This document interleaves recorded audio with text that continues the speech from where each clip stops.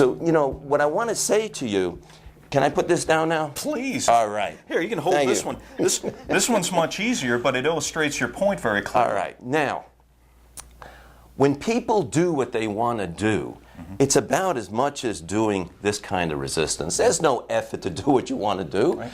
You wanted to use, you used. When you wanted to stop using, guess what? You stopped using.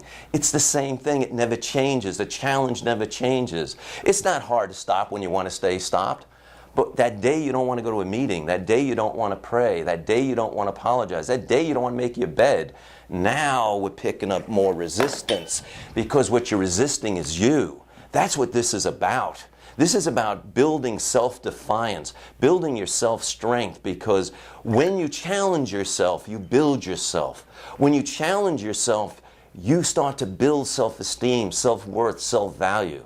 You can build yourself up by as simply as when you see a glass on the counter that you made, maybe even somebody else did. I'll tell you a challenge. Pick up someone else's cigarette butt on the street. Now there is a challenge, you know? And if you do these things that you absolutely do not want to do, is the only way you can build resistance muscle. Because in the end, when some knucklehead is trying to give you a drink or a drug, or opportunity presents itself, or temptation is strong, or your gut is busting with craving, the only thing between you and picking it up is your ability to resist the load. But if you've only been doing what you want to do, how are you going to be prepared for that kind of a load? Every time you go to a what? You're absolutely right, Jerry. You're absolutely right. And it's just... And it's such a simple distinction, but you don't hear it from anybody else.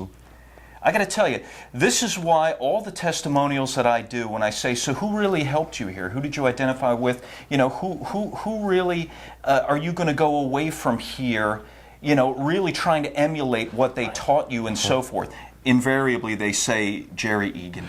You know, I got to watch myself because I don't want to sound grandiose. And again, I just want to say I'm so committed to ending this madness in addicts and alcoholics and freeing their families from their suffering.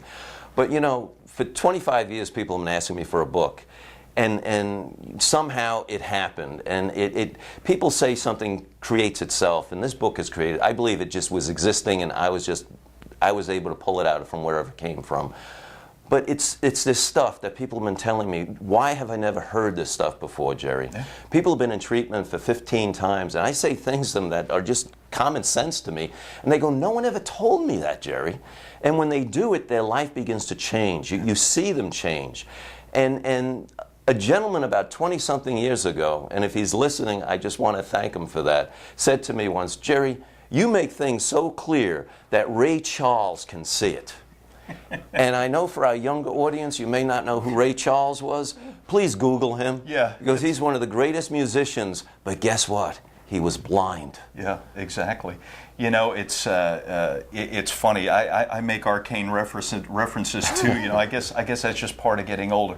But also with getting older, we get a little bit wiser. And I got to tell you, Jerry, any time that I have the pleasure of filming you and talking to you about these things, I know, as your pupils know and those in your charge, that we are in the presence of greatness, and we're very, very lucky to have you, Jerry. And I'm not saying that. You know I really mean it, because I tell you, when I'm in there editing this footage, I go, yes, man, that guy's good. Yes. Jerry, I want to thank you for coming in today, Mark, and thank you for not making me lift that one. I've got 350 pages of this stuff. Fair enough. Well, I want to read it. Hey, folks, thanks for tuning in. We'll see you next time.